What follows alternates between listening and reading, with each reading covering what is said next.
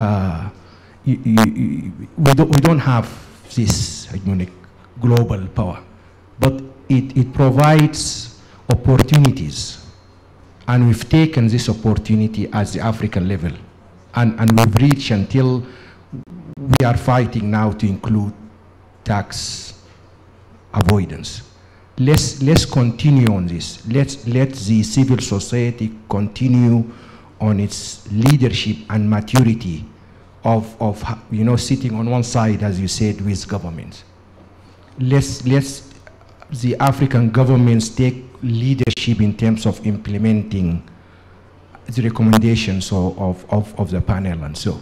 And the text would be a reflection of this struggle, if I put it right, because we agree now.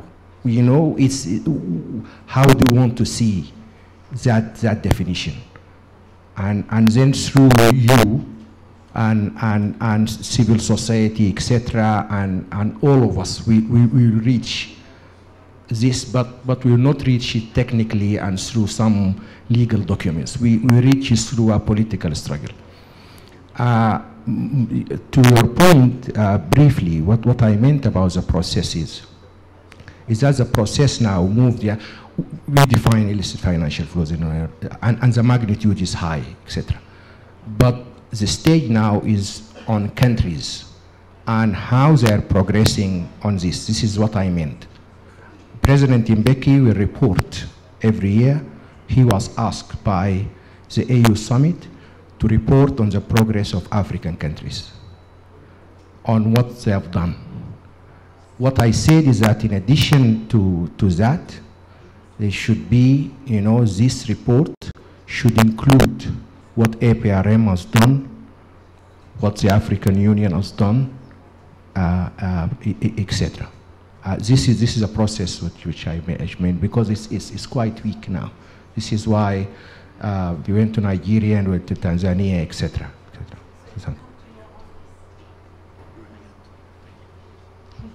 Thank you, Gamal. I would like to weigh in on Asha's question.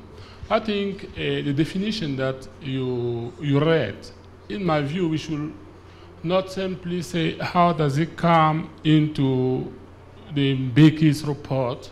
In my view, we should put that in the context of the work of the African Commission also, which is like to bring the issue of IFF in the mainstream of human rights in Africa. Because this question had been to some extent reserved to tax experts, economists, and others. But the African Commission, what is their mandate? To promote and protect human rights in Africa. Now, we have this tax justice question, which is a serious human rights issue.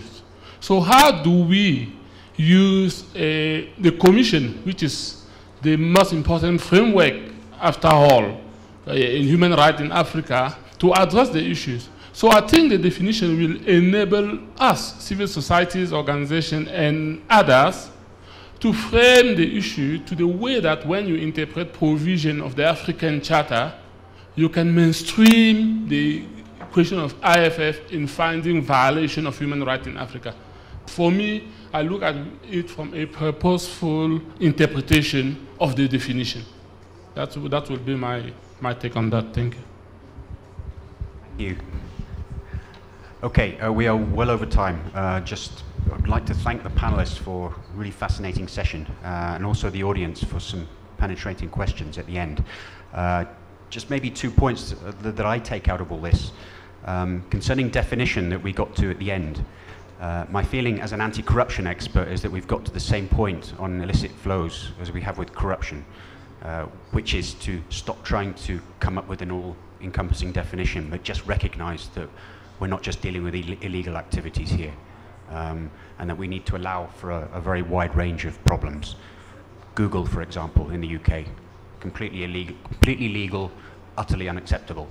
And in Africa, you're having to deal with these things as well. Concerning solutions, we've talked about this problem of the vicious circle, of bad governance, facilitating illicit flows, and nothing going on and on. If we get if we think about things as a vicious circle, it's easy to collapse in a heap and say, well, there's nothing we can do about it then. But there is. It's just a question of choosing the right entry points, whether they are regional, local, or global. And I particularly liked Leila's approach, which was specific. We need to get specific when we're talking about these things. We can't talk about entire economies, but we can talk about sectors and how to deal with those. And I think that having a specific, a drive to be specific is probably a key element. We have the same issue with anti-corruption. Stop global strategies and look at specific problems.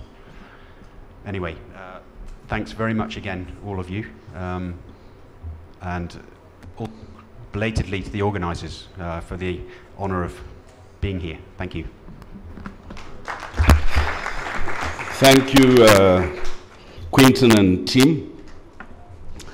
We're going to, when we go to lunch, the rooms are going to be divided into two, and we're going to come back to sessions that will be called session 4A, that will look at linking IFFs and anti-corruption, what next on knowledge generation and advocacy. That will be Galana, the room that, after they've divided the room into two, to be Galania. This room will be Chania, which will be this one. It will look at DRM, corruption and the shrinking civic space. Now, the groups are selecting for now. The idea is not to replicate PowerPoint presentations. I think we've had a very intense morning.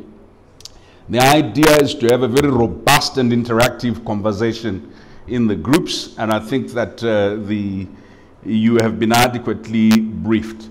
And in order to do that, I think it's useful for you to keep in mind the following quick points that came from all the session thus far. In dealing on the link of IFF and corruption, Quinton reminded us of IFF as a direct source, corruption as a direct source of IFF, and how it may undermine the functionality of mechanisms and institutions or undermine rules and systems. That is the state capture argument.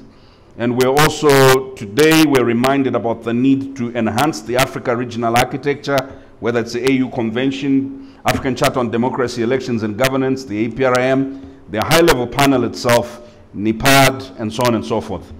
And then we're reminded that centrally, in most of our countries, it's a rule of law and constitutionalism question.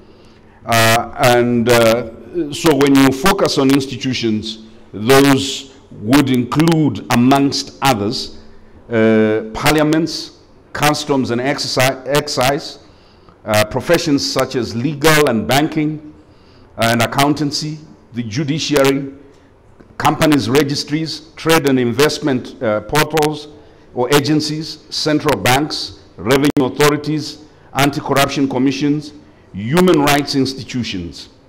And we're also reminded of the stakeholders that when you look at global wealth chains, which has been the focus of our work, which is secrecy jurisdictions and tax havens, it's useful to also look at global value chains. And I think that Leila talked about those. And she encouraged us to look at the sectors. I would then say she only gave us a beginning of a menu.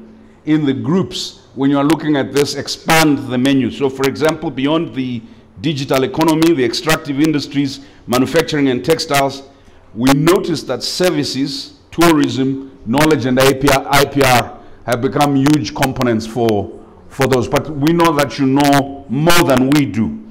So the issue of strengthening data, knowledge, and the evaluative and monitoring capacity, not just of institutions, but of citizens, was raised. And the issue of definitions, we would encourage you, that's a very grand and good exercise, but it's also an exercise that can lead to mission diversion. So it's useful as you focus on it, not to make it the centerpiece. IFF will go on, no matter how we define it.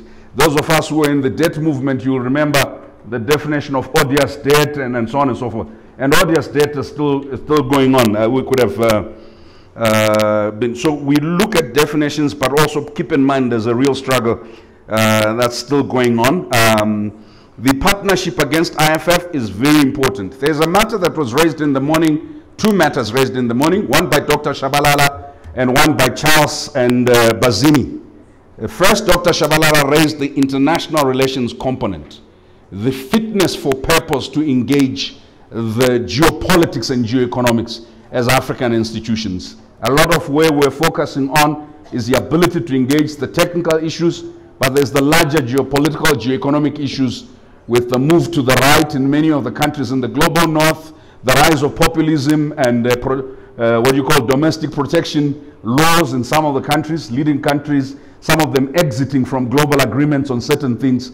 And those exits from global agreements on climate or whatever would push a particular type of agenda and policy. The second issue had to do with the ownership question and the structural, economic structural transformation, whether you're talking about the financial services or the real economy ownership questions. The reason why these are important as we dialogue, it is possible to have a dialogue that focuses purely on how to administer the problem that we have as opposed to how to transform it and deal with the structural causes. Having given you that light touch reminder of what was discussed, I would like to thank Quinton and the panel for a wonderful, wonderful job and exciting conversation. Thank you so much. And I also want to remind you that as you go for lunch, you are given a ticket for lunch. You'll be required to produce it as part of an accountability process. It's a non-transferable currency. It can only feed one person at a time. Remember that our lunch break, which was meant to be 1 hour, is now 45 minutes because I took 5 minutes explaining two things, where we will go after lunch and what we discussed in the early part. So thank you all. Please do go to lunch immediately. Remember to take your belongings because we're going to subdivide the room, but also we want to discourage individuals who have a tendency to recycle matter, and so they pick any things that are lying around unattended from recycling your bags and your phones. Please do take your phones and enjoy your lunch. Bon appetit. See you in 45 minutes.